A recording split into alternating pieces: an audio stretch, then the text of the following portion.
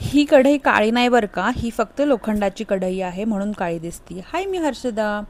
So सकाळी आज मी डब्याला हजबंडला भोपळ्याची भाजी करून द्यायचं ठरवलं. सो माझ्याकडे बऱ्याच कढया आहेत, पण ही छोटीशी कढई आहे, पटकन भाजी वाफली जाते, पातळ आहे थोडीशी.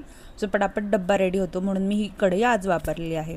आयरन पण मिळतं ह्यासाठी सुद्धा चांगली. सो मी आलटून पलटून रेग्युलरली हीच वापरते असं नाही, कधीही वापरते. स्टीलची वापरते, पितळाची वापरते. माझ्याकडे मातीचे भांडेसुद्धा होते, पण ते सध्या पावसाळ्यात हायजेनिक नसतं कारण त्याच्यावरती बुरशी येते लवकर, त्यामुळं मी त्याच्यामध्ये आता जेवण बनवायचं बंद केलं आहे. जर उन्हाळा वगैरे असला तर घासून ठेवलं लगेच ती वाळून जाते. सो युजली मी ती उन्हाळ्यातच वापरते मातीची भांडी. चालेल.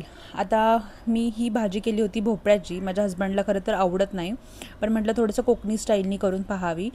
मी एका ठिकाणी खाल्ली होती.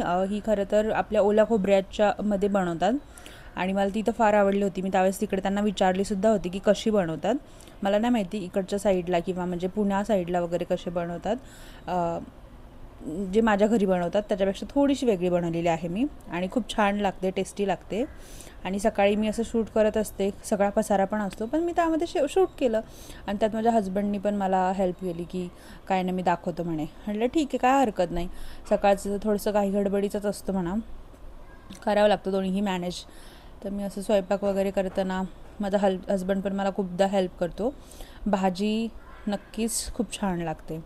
त्यानंतर दुपारी आम्ही 11:30 वाजता आमची डॉक्टरांची अपॉइंटमेंट होती, त्यावेळेस निघालो, पण लेट झाला होता. म्हटलं चालेल, काय हरकत नाही. पोट दुखत होतं म्हणून मग मी हे अगारोचं हॉट वॉटर बॅग मागवली. ह्याचा रिव्ह्यू मी नक्कीच लवकर शेअर करेन. Thank you so much. Bye bye.